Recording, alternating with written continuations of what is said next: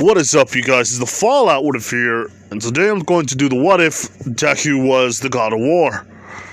Now, where we last left off was that Deku, technically he won the fight with Katsuki, and not only that, he also he was basically about to run away. Well, he's going to run away from three chicks that, want they want Deku a lot. So, Deku, after everything is done, we head off to, everybody's getting picked for the, what is it called?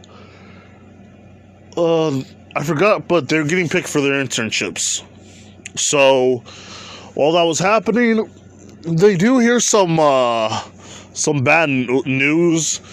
Actually, the only one to hear it is Ida. He hears bad news. Well, Deku overheard about Ida's brother. Him getting paralyzed and not being able to do anything about it. Ida feels this anger welling up inside of him, which Deku understands what he's going through, but at a higher degree. See, Deku. Let's see. If you don't remember, during one of the God of War games, he does lose his brother to a creature, and Deku understands what he's going through because he's had to bury his brother. Well, at least Kratos had to bury his brother, and not only that, he had to remember the part where he couldn't see his brother for far too long. And Deku remembers every single bit of that, and now he's just walking up to him, telling him how is he doing. And Ida says, "I'm not doing too well." He says, "I'm doing okay." And Deku says, I overheard you talking to somebody, and your brother is in the hospital, paralyzed. This is, sorry about that. This is when Ida says, "Yeah, but you don't have to concern yourself with that. It's totally normal. I'll be okay." And Deku says, "You shouldn't go after the man who did this." And Ida says, "Say what again?"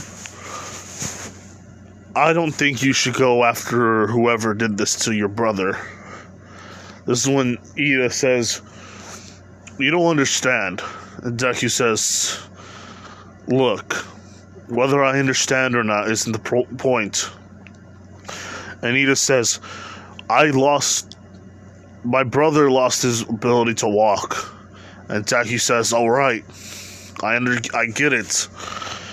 He's hurt, but it would be dumb for you to just go towards him or go towards the man who did this to your brother. You should understand that you shouldn't be doing anything stupid." Ida gets a little irritated and says, "Stupid? I'm going after somebody who paralyzed my brother." And hold on here. Why are we even having this conversation? You don't know what it's like to have somebody, or your sibling,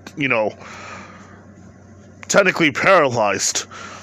And Deku was saying, "Paralyzed or not, I believe that it's wrong. You shouldn't do it. Please, there's no reason to, hurt yourself." And Ida says, "Sheesh. Damn it, Izuku. You really need to know when to not butt into people's affairs. I am hurting right now."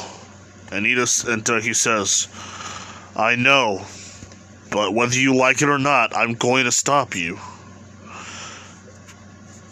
And this is when Ida keeps saying, do you really know what it's like grabbing Deku by his shirt?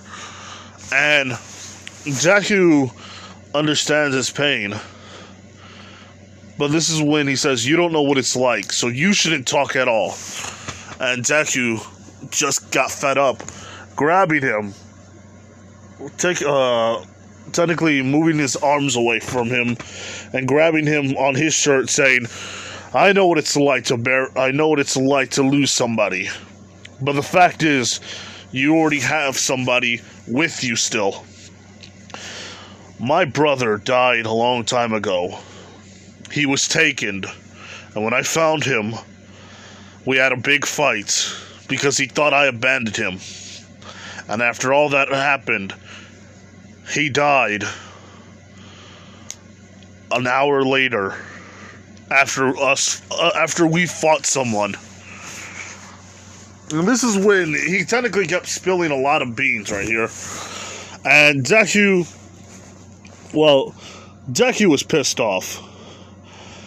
And he says, I know what it's like to have somebody you care about hurt. But I also know much more than you.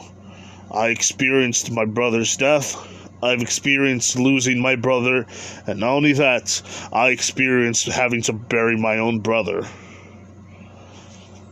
Do you understand that? Don't get angry. Anger is not going to help your brother out.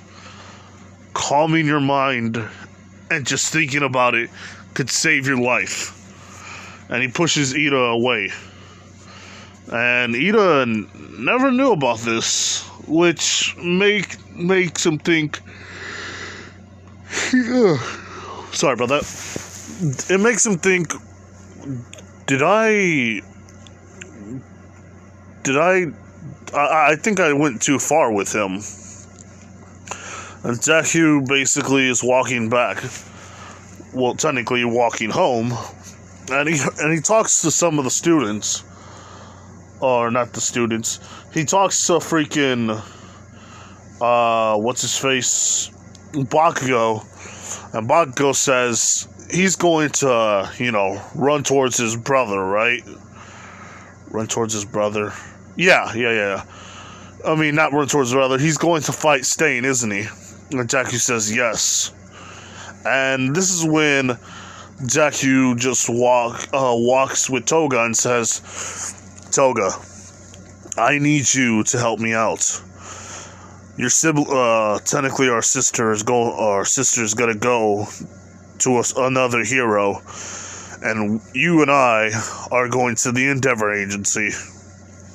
And this is when Deku just starts walking, and they take the train, and they go to the Endeavor Agency, and Endeavor is looking around. Yeah, he's looking around and stuff. He's looking at Todoroki training with him, and then he sees Deku and then a girl with blonde hair. This is when Endeavor says, "Wait, who are you? I know I invited him, but what is your name?" This is when Deku says, "Her name is Toga. She is my sister. I have a requirement. If I'm going to train with Todoroki, I'm going to bring her along, and she's going to be trained as well." And this is when he says, "All right then, but she's your responsibility." And Deku says, "All right." So these two are doing their own training. They're doing their own training. Sorry about that. They're training right now, and Deku is training with Todoroki.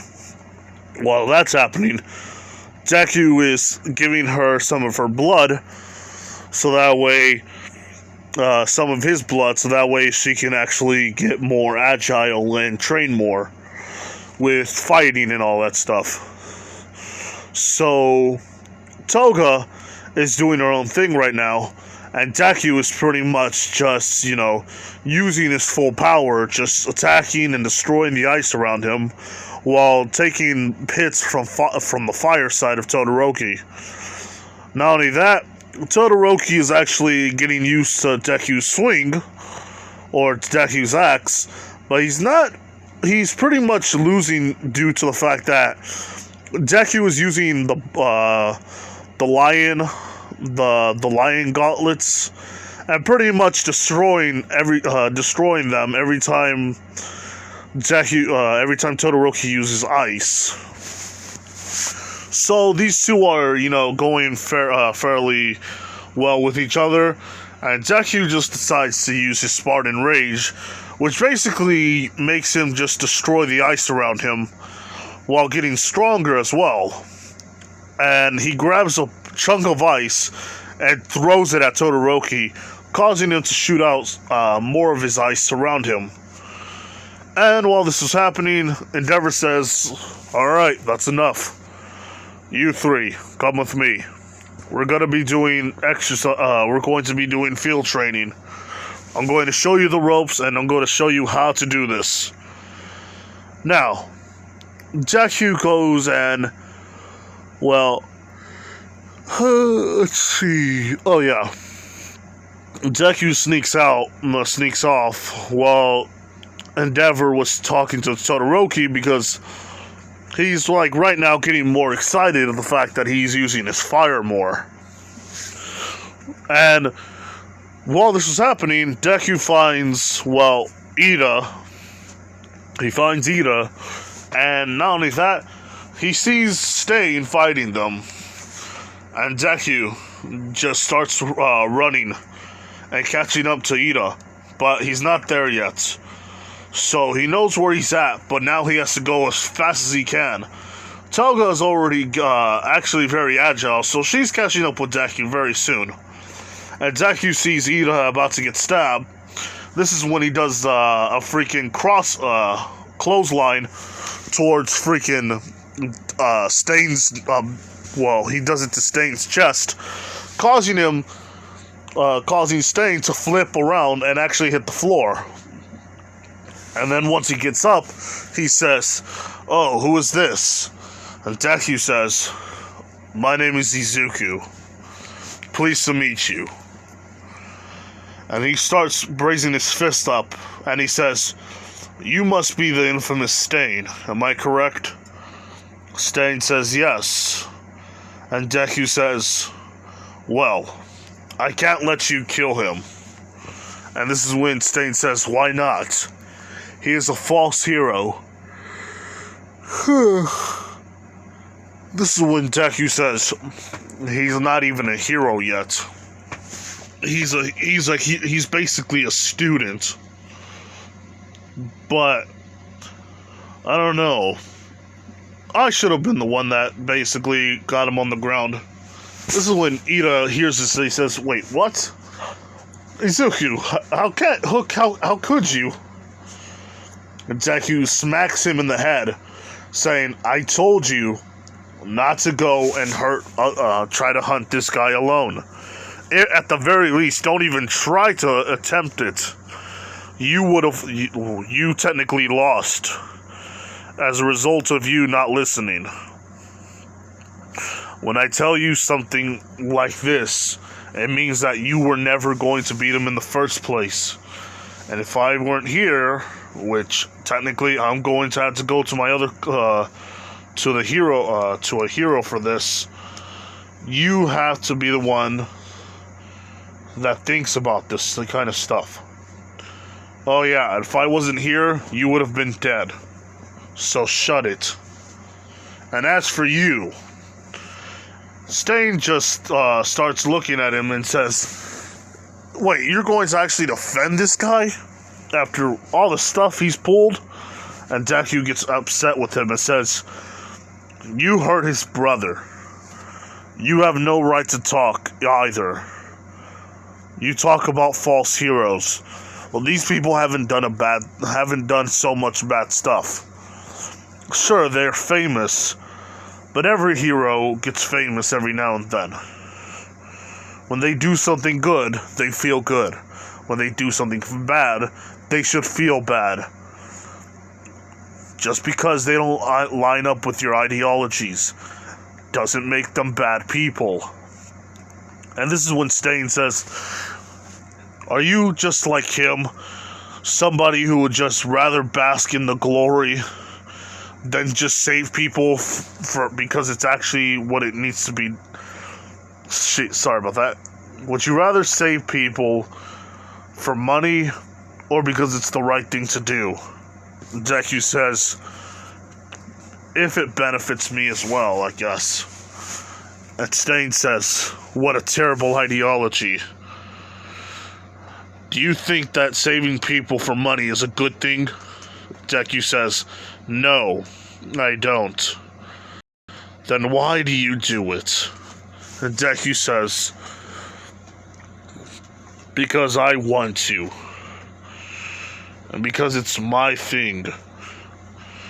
I'm not going to judge you on your ideologies, just like you're not going to judge on mine. This is when Stain gets upset, saying, but these are false heroes. And this is when Deku says, yes, these are false heroes, which one day they'll be exposed for their actions. Because they're doing it for the money, they're not going to be liked for too long. It's only the heroes that will do something because it's the right thing to do. Those are the people that everybody remembers in the very end. And they're not for you to hurt. Stain says, that's fair. I do like you, kid. Not only that, you haven't hurt me because of revenge. You only did it to stop me from hurting him. But it was good to know somebody had potential. And Deku says, what do you mean? While that's happening, Stain got as close as he could to Deku and stabs him on his chest. And once he tries to pull the knife out, he's about to lick it, but Deku grabs his hand. And this is when he headbutts him. Deku starts walking towards him. Stain, with his other sword in hand, tries to slash at him, but Deku basically blocks him with the shield. And Deku was about to punch him, but he dodges at the last second. So Stain isn't getting hit, but Deku got one hit already. But this is when Stain just keeps moving around and round and around, and Deku is trying to look where he's at, and he senses him. And Stain grabs a knife and licks it. And Deku falls down to the ground. And he says, what kind of magic is this? And Stain says, oh, it's not magic. It's a quirk. You see, if you probably haven't gotten it yet, the reason why heroes kept losing to me every single time was because of the fact that I was the one who was basically cutting off, or at least stabbing them, any part of their body, drinking their blood, and it stops them. And Deku says, oh, you are just terrible. And Stain says, but it doesn't matter. In the very end, it was good to talk to you. This is when you had to die. And Deku is about to say, oh shit. While this is happening, Toga steps in and drinks a little vial of Deku's blood, causing her to be hyperactive again. And this is when she jumps at Stain, says, oh, hello, Mr. Stain. Sorry, but he's mine. And this is when she tries to cut at him, and she basically jumps around and is about to stab at him again. But Stain is actually more used to this than Toga. So he technically has a lot of experience, causing Toga to actually fall because she can't find him. And not only that, Deku is trying to get up, but with sheer willpower, he basically stands up and says, I'm going to punch him. And he just starts running towards him and punches him in the face. And this is when Stain says, ouch. You've done it now, kid. And he licks the blood again, saying, wait, he got me a second time? And this is when he sees his knuckles, and he realizes that his shirt had some needles on it. And this is when Stain licks it again. But this time, Deku's on the ground, but Stain is choking. And Deku starts to feel that faint, his strength come back to him again. And Stain says, what is this? Sheesh. Deku just talks to him and says, oh yeah, I forgot to mention, my blood isn't just for anybody to drink. If you drink it without me actually letting you, or without actually having a bond with me, then you're no longer strong. You're pretty much sickly and weaker. And Deku pretty much tells Stain that, and Stain says, How can you cheat? Oh man, you cheated death. I was so close to killing you. And this is when Deku says, Stain, you shouldn't do this. You have a good ideology. A foolish one, but a good one nonetheless. You don't think about actually revenging people or killing people because it's fun. You do it because you think that they're unworthy of being a hero. But that's not for you. Oh, sorry. That's not for you to decide. You're going to be arrested. And you're going to have to think long and hard about your actions. And this is when Deku pretty much ties him up. And give me a second here, people. So, alright. Now, the fact that once he ties him up, Stain actually starts to think about it, like contemplating to himself, I should have won. I should have beaten this dude. But he beat me. Not only that, spouting his own ideologies. Basically, Deku sorry about that. Deku was doing the Naruto talk right there. Taco no jutsu. Oh boy. But anyway, he started to realize that he's not saying that a hero shouldn't do it because it's the right thing to do, but he should do it because it's just because, whether it's for money, fame, glory, helping out people still has to be the number one priority. It's not a good thing to think about, but it's what it is. So Stain realizes that maybe he's not wrong, but he still sticks to his ideology. It's not like it changed him the whole thing. But he realizes that Deku is going to take him to jail. And the dog guy did talk to Deku, but Deku says, there's no either you tell them I did it and I go to jail, or B, because the dog cop was in the very end going to congratulate him, or B, just let us go and just say that we're the one who saved them, because arresting a couple of kids, he calls himself a kid, adorable, but Deku did in the very end did it mostly by himself. So to take away that glory would be kind of wrong.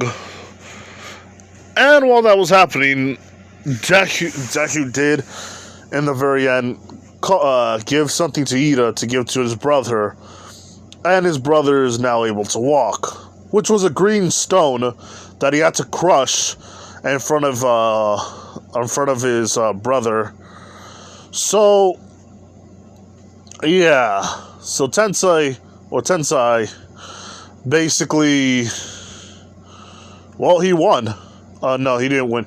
He basically got better, and Deku is now doing his own thing, and he is fighting different people from time to time, since he is fighting the Nomus, which, if you guys wanted to know, the Nomus did come around and started to attack, but Deku pretty much didn't get captured. He did get cut by one of the claws of the bird, but Deku pretty much destroyed it and chopped off his head. Now, I'm going to leave it off here, and I have to think now about what if Deku